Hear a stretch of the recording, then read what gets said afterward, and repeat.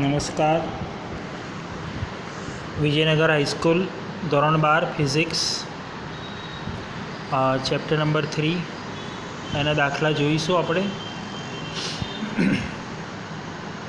સૌથી પહેલાં ઉદાહરણ નંબર 3.1, જેમાં તમને કોપરનો તાર આપેલો છે, તેમાંથી વહેતો વિદ્યુત પ્રવાહ 1.5 એમ્પિયર, આડછેદનું ક્ષેત્રફળ 10⁻⁷ મીટર સ્ક્વેર, સંયોજકતા 1 આપી છે, એટલે કે દરેક પરમાણુ દીઠ એક વાહક ઇલેક્ટ્રોન. ઘનતા આપી છે 9 × 10⁻³ kg/m3 અને પરમાણુ ભાર આપ્યો છે 63.5 U, એટલે કે 63.5 ગ્રામ/મોલ.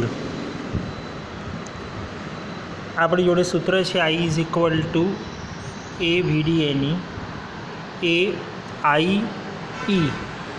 આ તો છે જ આપણી જોડે. N સંખ્યા ઘનતા શોધવા માટે સાઈડમાં જુઓ કેપિટલ N ભાગ્યા કદ. કદની જગ્યાએ દળ ભાગ્યા ઘનતા, એટલે ઘનતા ઉપર જશે. કિંમત મૂકી દો એટલે તમને N મળી જશે. Nની કિંમત અહીં બાજુમાં મૂકી દો VDના સમીકરણમાં, એટલે VD મળી જશે, ડ્રિફ્ટ વેગ. પછી જો થર્મલ સ્પીડ શોધવી હોય, ઉષ્મીય ઝડપ, તો એનું ધોરણ 11નું સૂત્ર √3RT/m0 અથવા તો √3kBT/m. બધા અચળાંક છે. m0 પરમાણુ ભાર આપેલો છે, આપણને કિંમત મૂકી દેશો એટલે 2 × 10⁻² મીટર/સેકન્ડ મળશે. ઉદાહરણ નંબર 3.2, જેમાં તમને સંદર્ભ તાપમાન 27 ડિગ્રી સેલ્સિયસ આપ્યું છે. સંદર્ભ તાપમાને અવરોધ 75.3 ઓહ્મ આપ્યો છે. આલ્ફા આપ્યો છે. આપેલા તાપમાને વોલ્ટેજ અને પ્રવાહનું મૂલ્ય આપ્યું છે. બંનેનો ભાગાકાર કરશો એટલે આપેલા તાપમાને અવરોધ RT મળી જશે, જે 85.8 મળશે આપણને. રાઈટ. આ બધી કિંમત આપણું જે સમીકરણ છે RT = R0 1 + alpha T - T0 એમાં મૂકી દઈશું. R0ને આ બાજુ લાવી દો,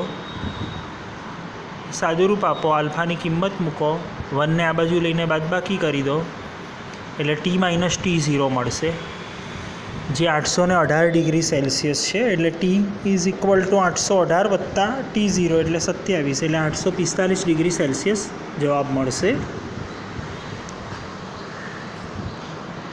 પછી ઉદાહરણ નંબર 3.4,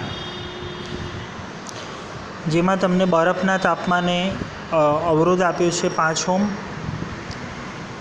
વરાળના તાપમાને, એટલે કે 100 ડિગ્રી સેલ્સિયસ તાપમાને, બરફનું એટલે 0 ડિગ્રી સેલ્સિયસ, અવરોધ આપ્યો છે R100 5.23 ઓહ્મ. જ્યારે સાધનને હોટ બાથમાં ડુબાડવામાં આવે ત્યારે અવરોધ આપ્યો છે RT = 5.795 ઓહ્મ. બે પરિસ્થિતિ છે, બેના બે સમીકરણ બનાવીને સાદુરૂપ આપશો એટલે આપણને આ ટીનું, જે તમે રેડીમેડ પણ યાદ રાખી શકો છો, RT - R0/R100 - R0 × 100 સૂત્ર મળશે. બધી કિંમત મૂકી દેશો એટલે જવાબ આવશે.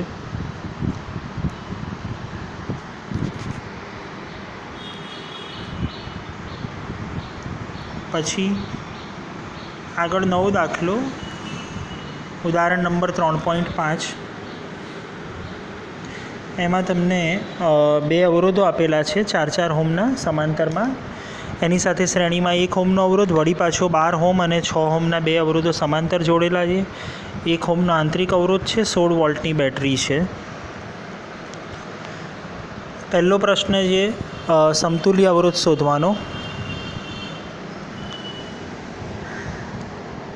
4 અને 4,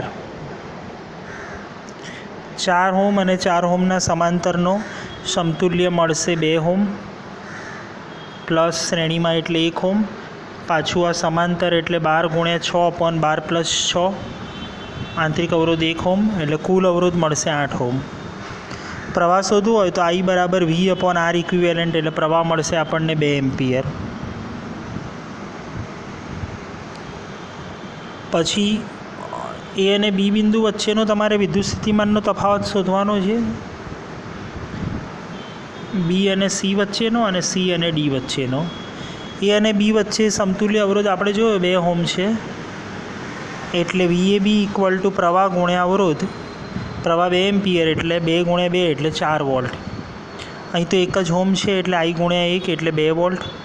અને છેલ્લામાં 12 અને 6નો સમતુલ્ય અવરોધ આપણે શોધેલો છે, જે હતો 4 એટલે I ગુણ્યા 4 એટલે 8 વોલ્ટ VCD મળશે.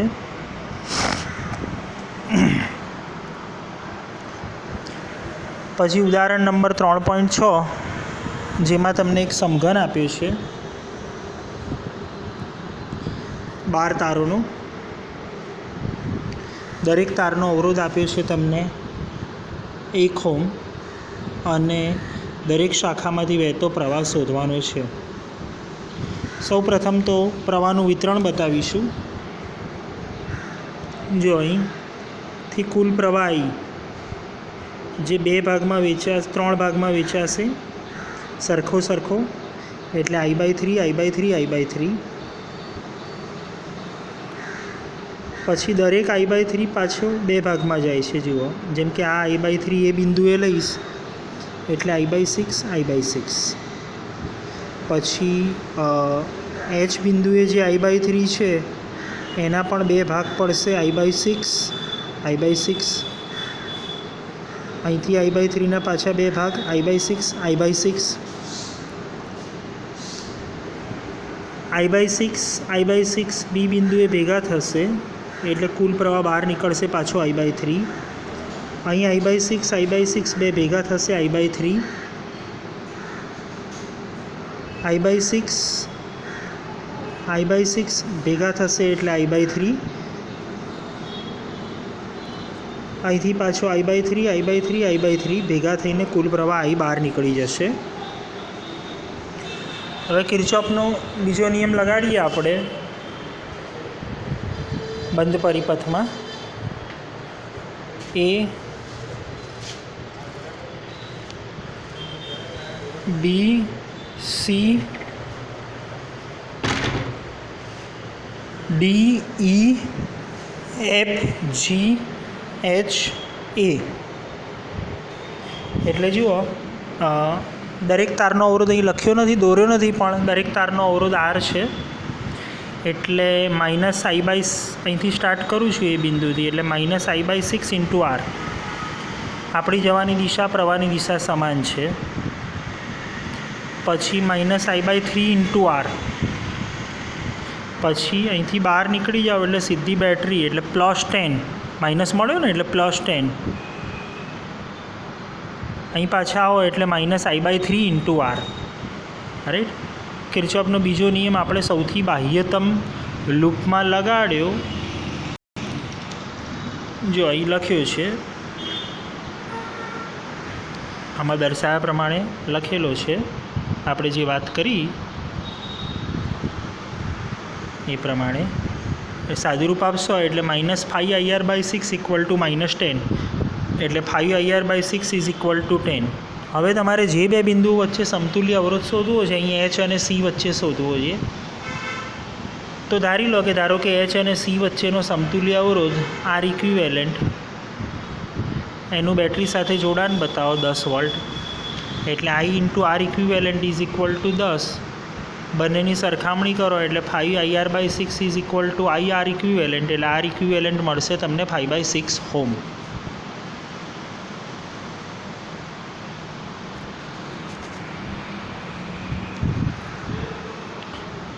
પછી આવે છે ઉદાહરણ number 3.7.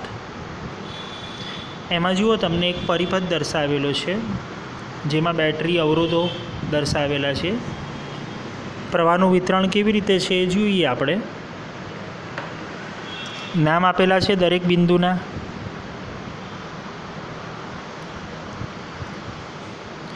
A B C D A. આ બાજુ E છે 5 વોલ્ટની બેટરી.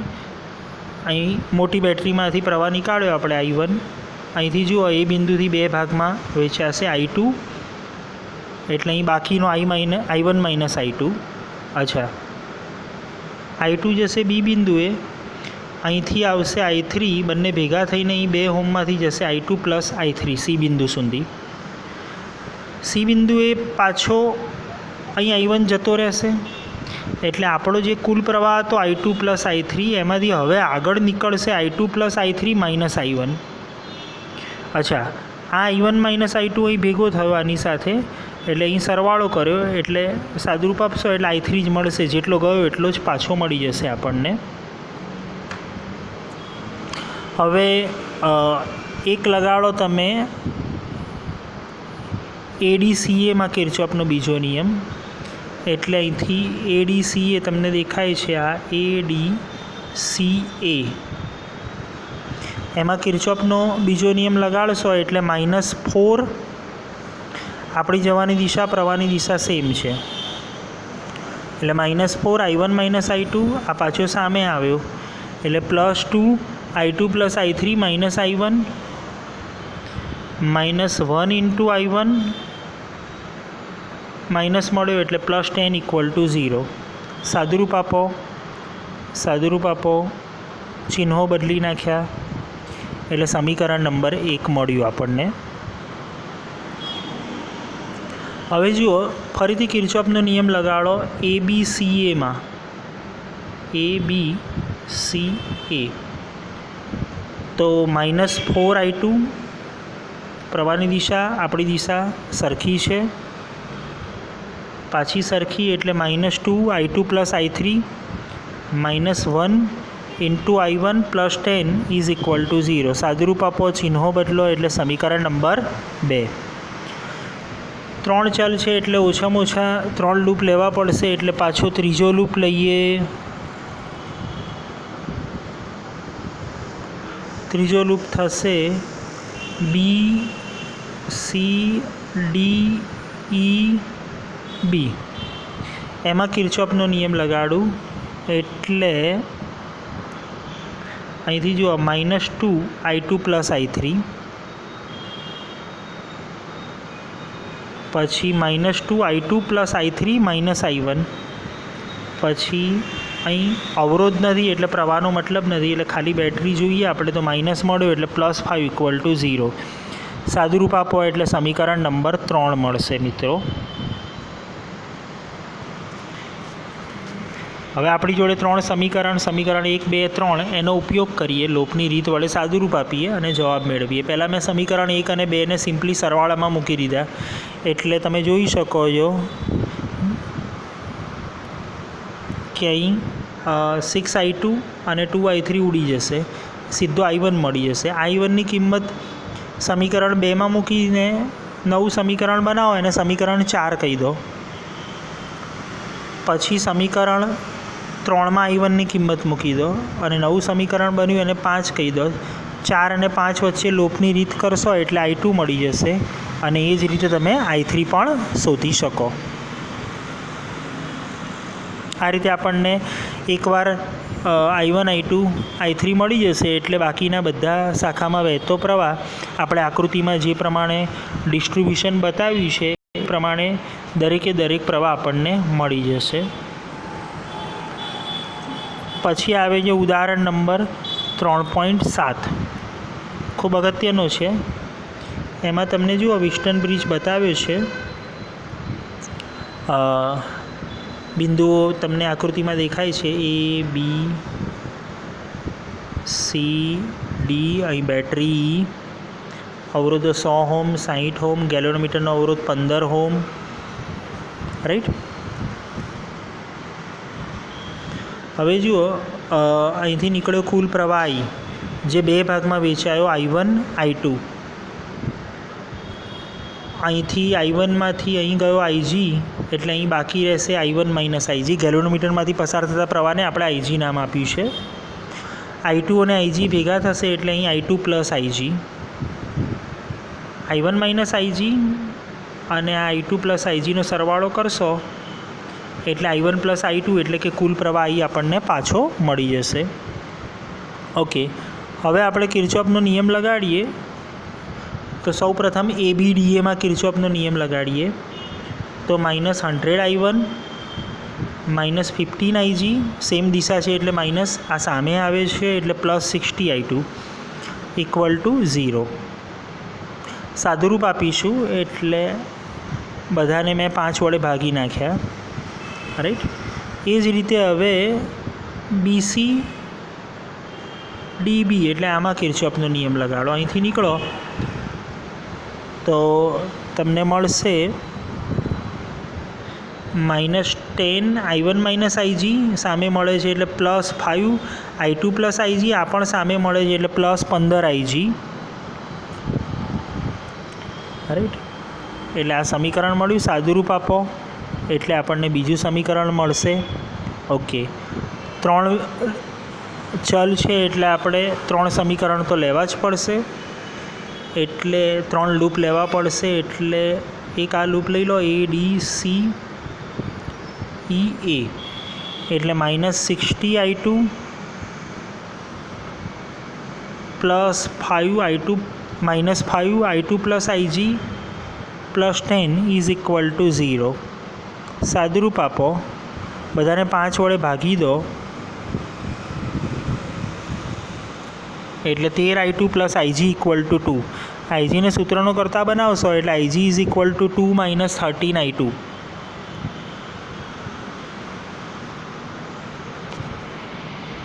એટલે IGની કિંમત આપણને મળી ગઈ. IG = 2 - 13I2. એ સમીકરણ 1 અને 2માં મૂકી દઈએ આપણે IGની જગ્યાએ. IGની જગ્યાએ મૂકી દઉં હું 2 - 13I2. સાદુરૂપ આપું એટલે સમીકરણ નંબર 3 મળશે. અચ્છા, પછી સમીકરણ 2માં પાછી અહીં IGની જગ્યાએ 2 - 13I2 કિંમત મૂકી દઉં એટલે સમીકરણ 4 મળશે. સાદુરૂપ આપીશ એટલે સમીકરણ 3 અને 4ને સોલ્વ કરવા માટે સમીકરણ 3 × 10 કરી દઉં એટલે આ 20I1ના સ્વરૂપમાં મળશે, કેમ કે 4માં -20I1 છે આપણી જોડે. લોપ કરીશ એટલે I1 જતા રહેશે. I2ની કિંમત મળી 0.1535 A. હવે IG = 2 - 13I2. I2ની કિંમત મૂકી દો એટલે આપણને IG મળી જશે. એટલે આ રીતે આપણને ગેલોનોમીટરમાંથી વહેતો પ્રવાહ મળી જશે.